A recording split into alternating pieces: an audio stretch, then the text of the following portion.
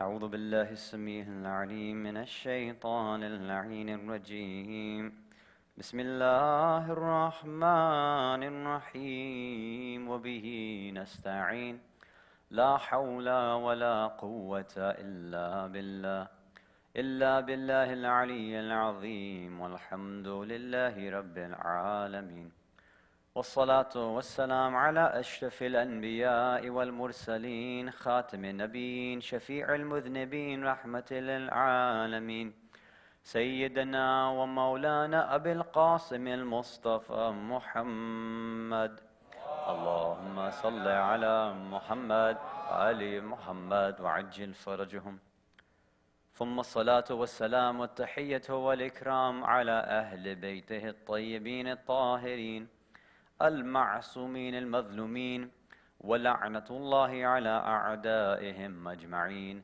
من الأولين والآخرين إلى قيام يوم الدين صلوات على محمد وآل محمد اللهم صل على محمد وآل محمد مؤمنين مؤمنات brothers and sisters in Islam and Iman Salamun alaykum wa rahmatullahi wa barakatuh عظم الله أجورنا وأجوركم بمصاب الحسين عليه السلام. May all of you accept condolences on our behalf, on behalf of myself and my family, inshallah. Even though these 12 nights have come to an end, the aza, the grief, the mourning, and this continuation of this commemoration of the tragedy of Karbala always continues. And although it's a cultural expression, the way that we continue it past Ashura, past the 11th, the 12th, past the month of Muharram, all the way after Safar, all the way to Rabiul Awwal. This is a cultural practice for us, but it's something which can give us the opportunity to take lessons and to improve ourselves spiritually. Whenever speakers and scholars come and discuss Karbala, especially in the month of Muharram, in those first 10 to 12 nights, they usually hone in and focus on a particular and specific theme within Karbala.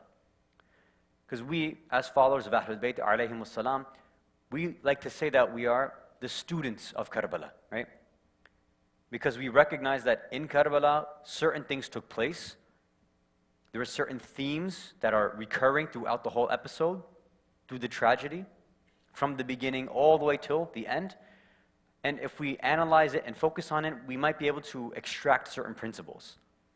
And if we do that, we analyze it properly, and we keep an open mind and heart, then possibly, we may be able to learn from it and try to practice these ideas in our daily lives. So some themes that are recurring throughout. Sometimes we focus on the emotional aspects of what took place. Right? We focus on the idea of grief or of sorrow. And traditionally, especially from where we've come from in our home countries, the main focus usually was about grief and sorrow, right? It was about this idea of having an emotional connection to the Ahlul Bayt.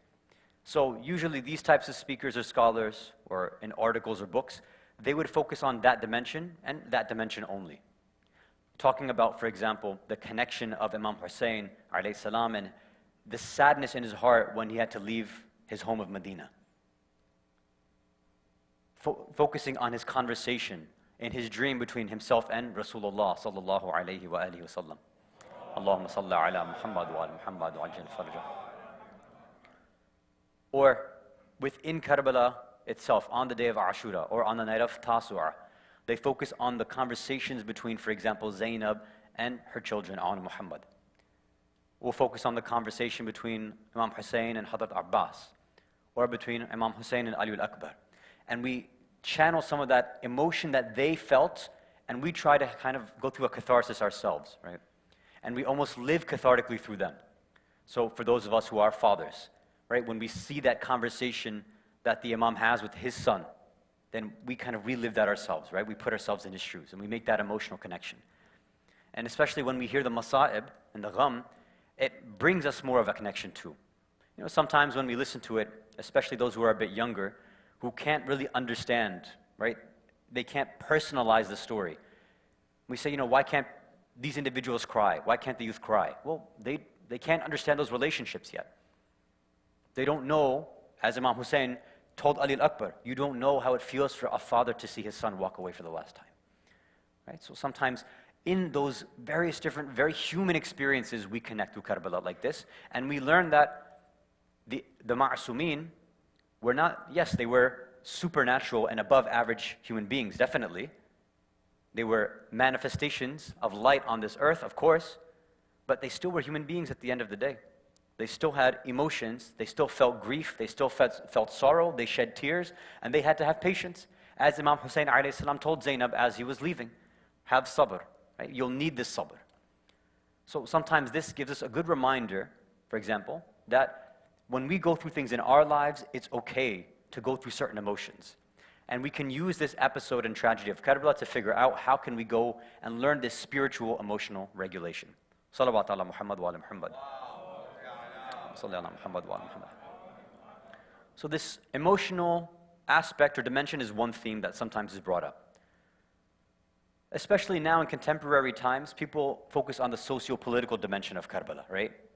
So when they talk about Imam, they talk about his uprising, his revolution, his stand for justice. And for example, if we go to, let's say, a julus, or you go to any sort of procession, then you'll see banners talking about justice in Kashmir, justice in Syria, justice in Palestine. People will take specific contemporary issues and they'll connect it back to Karbala, right? Just as Imam rose up, we will rise up for justice as well. We will rise against oppression in the same way that the Imam rose against oppression. So some people make that kind of socio-political connection as well.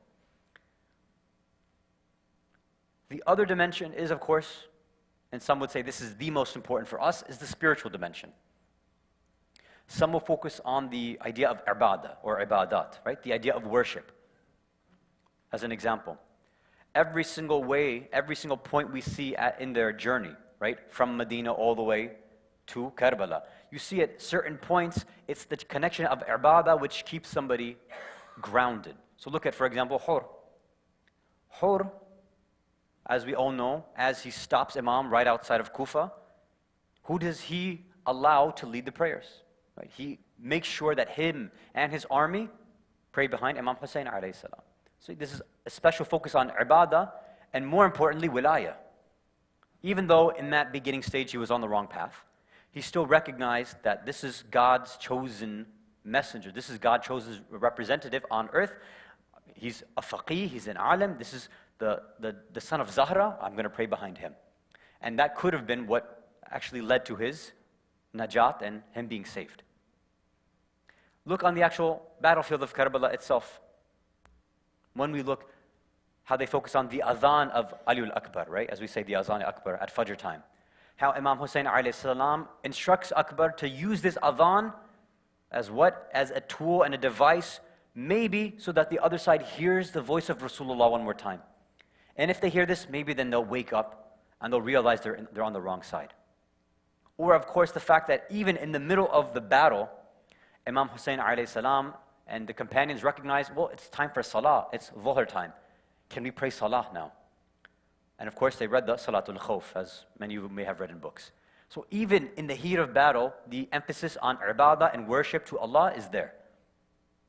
And some, of course, gave their lives in order for the other shuhada, the other companions, to be able to have their ibadah, to be protected.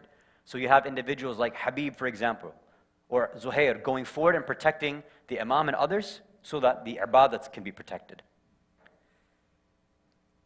There's another concept and a theme that I'm not sure if it's been opened up too many times on the minbar. And this is the concept of hijrah. Now hijrah, we would probably translate as migration, right? So there's different ways we can view this. So if we're taking a very superficial look at Karbala, we say, look, they themselves went through a hijrah, right? The whole caravan, from Medina to Mecca, from Mecca to right outside of Kufa, from Kufa to Karbala, from Karbala to Kufa, from Kufa to Sham, from Sham back home to Medina. So you see that, as you know, in each of these different steps, as they're making their hijrah, they're making their journey, there's specific different functions that are happening, right? It's almost as if you look at the whole, as they say, this episode of Karbala. Within each of these journeys, there's something very particular that takes place there. right? And even in some of these books that are written about the whole episode of Karbala, they focus on the different khutbahs that took place at different places, don't they? Imam at this place outside Medina gave this khutbah. He addressed this person in Mecca. Outside of Kufa, he talks to Zuhair ibn al-Qayn. Every single place, something specific took place, right? In each makan and each circumstance, the Imam used that as an opportunity. So it seems like physical place had, it's in and of itself, a value as well. So that might be worth exploring. And of course, especially on these nights after Ashura itself, we also connect back to the kind of bala, the emotional pain and struggle that the women and children and Imam Sajjad alayhi salam had to go through as they now are being forcibly taken and paraded around from Karbala to Kufa to Sham, and then of course freed back to Medina. So sometimes we focus on just that part of the hijrah. But is this the only part of hijrah that we should be focusing on? Or is there something else that maybe we can look at in a more deeper way, and we can get some examples from there and maybe apply in our lives? Salawat ala Muhammad wa ala Muhammad. Allahumma salli ala Muhammad wa ala Muhammad. So, I'm sure as all of you have heard, we know this term. It's a famous term in the Islamic context, right? Hijrah. We say, well, that's migration, right? It's moving from one place to another, yeah? So this idea of traveling, of going from one place and settling down somewhere else, this is a concept that we're all familiar with. Obviously, in Islamic history, specifically with the Muhajirun, right? Leaving their homes in Mecca, traveling to Medina and accompanying the Prophet, right? So this is something, I don't want to turn into a history lesson. You all know your history, and you know what happened, what they had to suffer, you know, during their time in Mecca, as they had to leave, going to Medina, on the journey there, what took place, the brotherhood between the Ansar and Muhajirun, right? That's its own place. You can read history books if you want to discuss that. But this specific idea of physical movement and travel itself, what kind of value does this have? How does Allah address this sort of hijrah inside the Quran? So let's take a look at two verses of how Allah mentions it. This is in chapter 16, verse 36, where Allah says, أعوذ بالله من الشيطان الرجيم بسم الله الرحمن الرحيم فسيروا في الأرض فانظروا كيف كان عاقبة المكذبين. Go and travel throughout the lands, right? Go, travel throughout the earth, and then see how, in these past nations, see what happened to those who denied Allah. Assalamu alaikum. See what happened to those who denied the messages of the prophets before you. Right? So usually here the Mufassirin, the scholars say, if you go to certain areas in the world where they have ancient civilizations there, you see the ruins of these ancient civilizations. And you see that, look, these individuals, if you go and travel and you see what happened throughout history, all these people thought that they were on top of the world, right? That they had power, they had fame, they had money, they had everything. And now you see it's just a bunch of rocks, it's dust, it's nothing. Right? So this idea of traveling to see how Allah has dealt with previous individuals, right? So that has its value. In Surah Baqarah 185, now this is a bit more in terms of fiqh, right? We all know that when somebody is traveling, they're not allowed to fast, right? So as Allah addresses there in the middle of the ayah, Bismillah ar-Rahman ar-Rahim, وَمَنْ كَانَ مَرِيضًا أَوْ عَلَى سَفَرٍ فَعِدَّةٌ مِّنْ أَيَّامٍ أُخَرٍ. And if you're sick, right, whoever's sick, or if they're on a safar, if they're traveling, then you have to make up those days later on, right, for those fasts from Ramadan. So that idea is also there about, specific religious obligations also change when you move from one place to another, right? When you're traveling, certain obligations, they drop from you. So this is one way that Allah addresses this idea of traveling in the Quran. But here's an issue. What we want to talk about is hijrah. In any of these two ayat, did you hear the word hijrah there? No. We talked about traveling and movement, but there was no hijrah. We talked about journeying, but there was no hijrah. We said siru, fasiru fil ard, go on a sayr. So the first word being used in the first ayat was sayr. The second one was ala safar. And we all know that, right? Salatul for musafir, somebody on a safar, right? Their salat is qasr, for example. So, okay, so hijrah means traveling or migrating. Sayr also means traveling or migrating. And safar also means traveling and migrating. Is this possible? No. For any of you who have studied any bit of Arabic, or if you haven't, then I'll tell you right now, no two words in the Arabic language will ever have the exact same meaning. This is one of the wisdoms why Allah has chosen this language to be the language of revelation and wahy. If we pay attention to the precision of Arabic, we'll see that there are slight differences here. And in these slight differences, a whole different world opens up. But it's up to us to do the tafakkur and to reflect and see what those differences actually are. Well, how can we find out what those differences are? Well, let's first see, okay, if hijrah is not addressed in those ayat, well, let's go to an ayah that actually has the word hijrah in there, right? Hasan, stop playing games with me, find the ayat. Okay, I'll give you the ayah, don't worry. In chapter 22, Surah Al-Hajj, verse 58, Bismillah ar-Rahman ar-Rahim, وَالَّذِينَ هَاجِرُوا فِي سَبِيلِ اللَّهِ. So those who do hijrah, fi sabilillah, right, for the sake of Allah. ثُمَّ قُتِلُوا, then they are killed. أَوْ مَاتُوا, then they die. What happens to them? لَيَرْزُقَنَّهُمْ وَاللَّهُ رِزْقًا حَسَنًا. Allah will give them an excellent kind of risk. Allah will definitely give them an excellent risk. If you pay attention to the Arabic, there's a lot of special kind of emphatic particles here. That most surely, absolutely, definitely, Allah will give you a really, really, really good risk. Okay? And then, وَإِنَّ اللَّهَ لَهُوَ خَيْرُ الرَّازِقِينَ. Don't forget, absolutely, most definitely, without a doubt, that Allah is the best of those who gives this risk and these provisions to us. That's one. Okay, there's hijrah for us right there. If we go and we travel, we make this journey, we move from one place to another, then what happens?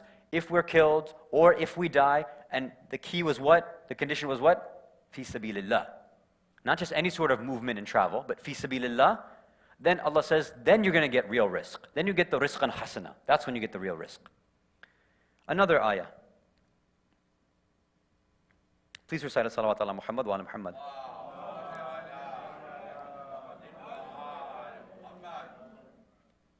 This is in Surah An-Nisa, chapter 4, verse 100. Over here, Allah says, وَمَنْ يُهَاجِرْ فِي سَبِيلِ اللَّهِ. Again, same thing. Whoever does this hijrah, migration, فِي سَبِيلِ اللَّهِ, then what? يَجِدُ فِي الْأَرْضِ مُرَاغَمًا كَثِيرًا وَسَعًا. Whoever travels and moves and migrates for the sake of Allah, then what happens? They'll find abundant plenitudes and wide amounts of benefits in the earth. They'll find refuge in the earth. They'll find exactly what they need to keep them safe. And then Allah continues, وَمَنْ يَخْرُجْ مِنْ بَيْتِهِ مُهَاجِرًا إِلَى اللَّهِ. Whoever exits and leaves their house, مُهَاجِرًا إِلَى اللَّهِ, as a migrator, as a migrant, for the sake of Allah, or actually here it's towards Allah, then what happens? وَإِلَى اللَّهِ وَرَسُولِهِ. So now both Allah and Rasul are there. ثُمَّ يُدْرِكُهُ الْمَوْتِ. And then what's interesting here is, instead of dying, and death finds them, or they meet death. Allah's saying it a bit differently here, we'll come back to that. فَقَدْ وَقَعَ أَجْرُهُ عَلَى اللَّهِ. Then Allah Himself will be the reward. Allah Himself will come and give you a special reward. وَكَانَ اللَّهُ غَفُورًا رَحِيمًا. And of course, Allah is forgiving and merciful. Well, okay, that sounds nice, but it seems a little different than the first ayah. The first one seemed very simple, right? You travel for the sake of God, you get risk. Okay, it makes sense. Over here, it seems like as we say, the ta'bir, the kind of phraseology, the expressions that Allah's using are a little different. Well, why is that the case? Is it because maybe when we think of hijrah as just being a physical movement, maybe there's more than meets the eye? Maybe that's not the only thing that Allah's talking about. Well, how can we know if Allah's talking about something more in the Quran? Well, if all we have is the Quran, and that's what some people went, just hasbuna, Quran. The Quran is enough for us, Kitabullah. Well, of course, we're not like that. Followers of Ahlul Bayt, we have another source. So we can look, for example, when we have a narration from the sixth Imam who says that I'm narrating from Rasulullah sallallahu alayhi wa alihi wa sallam. Allahumma salli ala Muhammad wa ala Muhammad wa ajil farajahum. And in this narration, it's a longer one. I'm going to jump to the part which is relevant for us. Over here, the sixth Imam narrating from the Prophet is giving qualities of different types of individuals. So first he mentions the quality of a mu'min, which I'm going to skip. Then he mentions the qualities of a Muslim, which again I'm going to skip. Then he talks about who is a muhajir, who is a migrant or an immigrant. He says, وَالْمُهَاجِرْ مَنْ هَجَرَ السَّيِّئَاتِ. A muhajir, somebody who travels, a real migrant or an immigrant, is what? Somebody who does hajar or hijrah from sayyi'at, from sins. Someone who moves away from a place where they're going to actually be sinning. And then he continues, وَتَرَكَ مَا حَرَّمَهُ اللَّهُ عَلَيْهِ. And this person abandons and moves away from anything that Allah has made haram on them. So now it seems like the Imam, on behalf of the Prophet, is giving us a bit more insight here. So yes, one stage of hijrah is that physical moving from one place to another. If it's done fi sabilillah, Allah will give you a rizq, fine. But then the other ayah, and especially the way that the Imam and the Prophet seem to be explaining it, is that, look, there seems to be another level here. If your movement is not a movement which keeps you away from sin, is it a real hijrah? Probably not. If you can't keep away from what Allah has forbidden for you, then is that a real hijrah? Doesn't seem like that's the case. Will you get that rizq that you deserve? No. It doesn't seem like it. So hijrah over here is not just physical movement. It's starting from one place where you might be in an area, or again, maybe it's physically, maybe it's mentally, maybe it's spiritually, where you're surrounded by sin. You're surrounded by things which are keeping you away from Allah, so you decide to get up and move from that area, whether it's physically, mentally, or spiritually. Let me share with you now the second level. First level of this spiritual migration we're talking about is staying away from sins. But there's a higher level as well, which now this comes from Rasulullah as well, sallallahu alayhi wa alihi wa sallam. Allahumma salli ala Muhammad wa Muhammad wa Over here he says, Man kanat hijratuhu ilallah wa rasuluhu. Who's ever hijrah, if your hijrah is towards God and towards the Prophet, so now he's not even mentioning physical things. Your hijrah is just to the Prophet and Allah. Then what happens? فَهِجْرَتُهُ إِلَى اللَّهِ وَرَسُولُهُ. So it's very interesting. If your hijrah is towards Allah and God, then your hijrah is towards God and the Prophet. If your hijrah is really towards Allah and the Prophet, then your hijrah really will be towards Allah and His Prophet. You might say, well, as we say in logic, it's a tautology. Like, what's the point of that? Well, when you hear the second part, then maybe it'll make more sense. وَمَنْ كَانَتْ هِجْرَتُهُ لِمَالِهِ يُصِيبُهُ. If your hijrah, your physical movement, your mental movement, your spiritual movement is for what? Is so that, well, to put it in our way, it's economic reasons. So that you can get, it says literally, right? So that malihi yusibuhu, so that money, your property reaches you. Money comes to you. Imra'ahu yusibaha, or literally, let's just say it's for marriage, right? I don't want to translate it literally. It's finding it out for, let's say, to get married, something like that. If that's your reason for physically, mentally, or spiritually migrating, then what happens? فَهِجْرَتُهُ إِلَى هَاجْرَ إِلَيْهِ. Then that's what your hijrat really is for. Sometimes when we, especially I think the elder generations, right? We are all familiar with this concept of physically leaving our countries and coming to this place.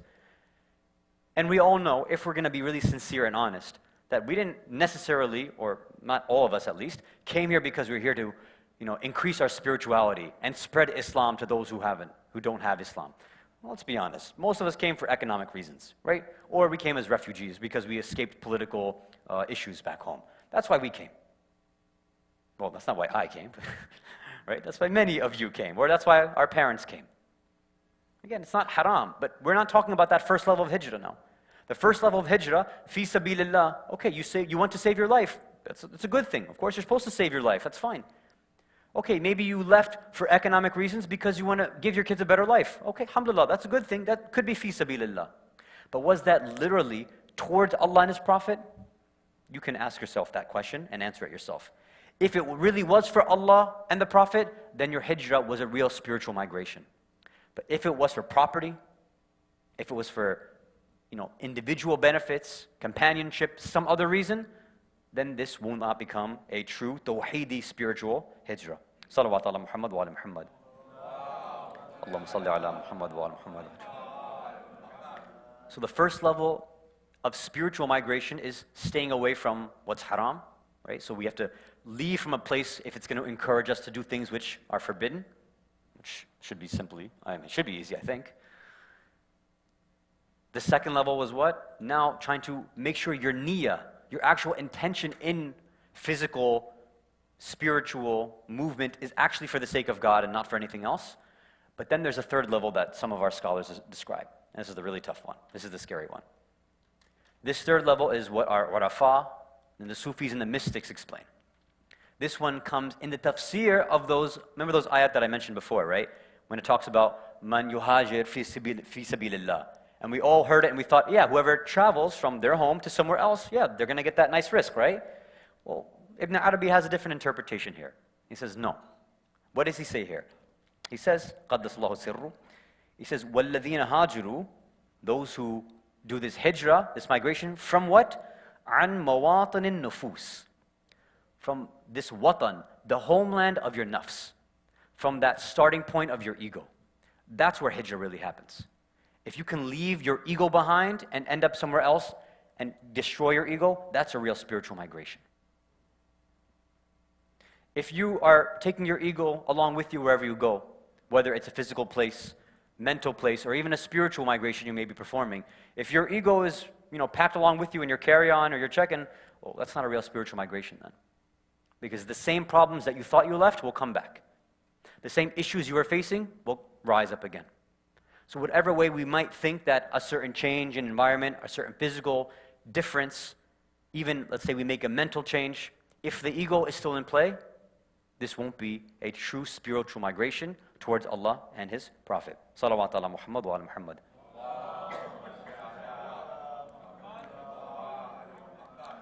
Now, as many of you do know, I'm stupid, but I'm not that stupid. So obviously, I know that anything that is going to be said from, let's say, a few weeks ago up until now by anybody who comes and addresses the community will be taken a certain way. It's obvious now everybody's looking and trying to read between the lines. And if you want to read between the lines, you're more than welcome to do so. I'm not going to stop you. However, if you think that, as many have, because I've been getting plenty of messages, videos are being shared, quotes and letters and all these statements are being shared, share this with your friends, they need to hear this. So I'm sure maybe certain parts of what was discussed here, you may want to say, this individual needs to hear this, or this family member needs to hear this point, right? It's really important for them. If that's what's going on in your mind, then guess what? The point wasn't for them, it was for you. Anytime you think a point is for somebody else, guaranteed it's for you. It's your ego that wants to deflect it onto somebody else. So if the first thought that comes into your mind is that, it's them, it's somebody else, it's my family member, my friend, it's the other side, whatever you want to say, well, guess what? You're part of the problem as well.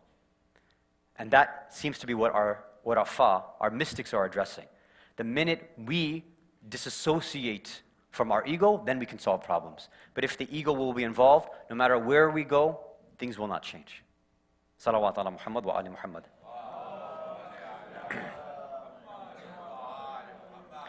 I don't know how much clearer I can make it than that, right? Inshallah. One more salawat ala Muhammad wa ala Muhammad.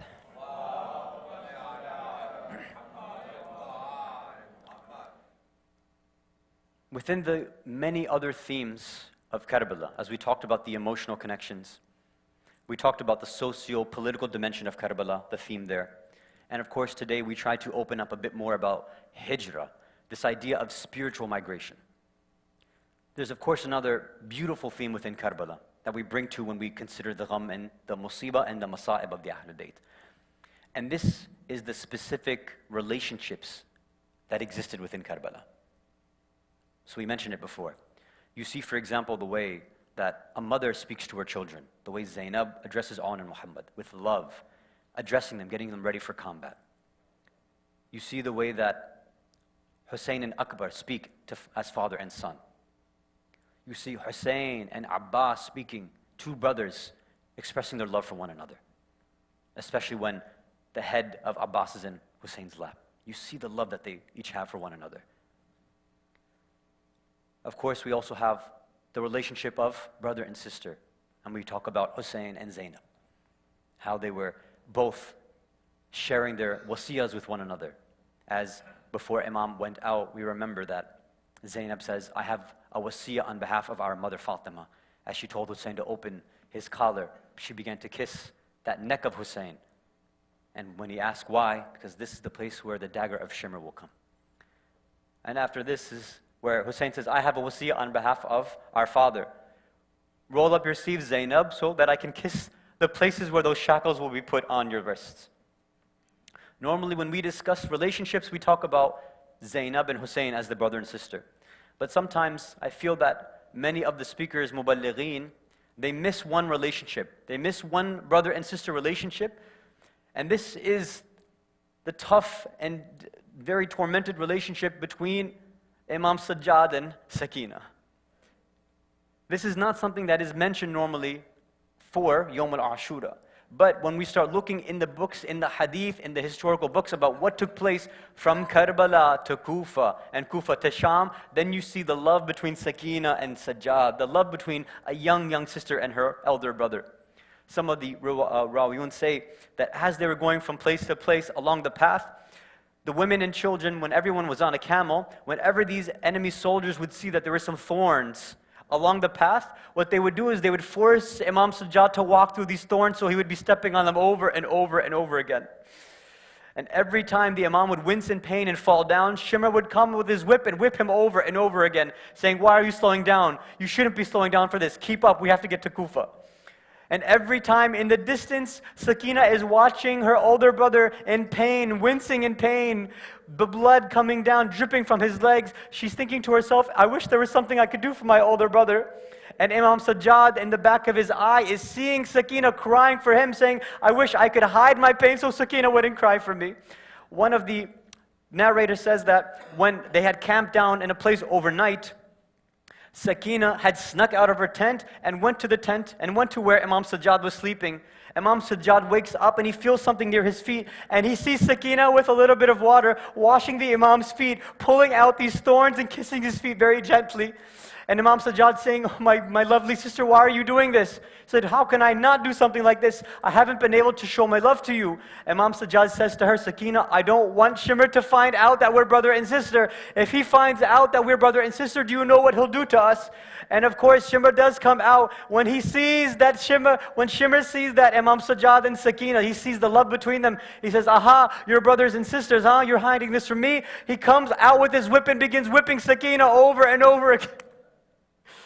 أجركم على الله على لعنة الله على قوم الظالمين وسيعلم الذين ظلموا أي منقلب ينقلبون إنا لله وإنا إليه راجعون رضا بقضائه وتسليما لأمره.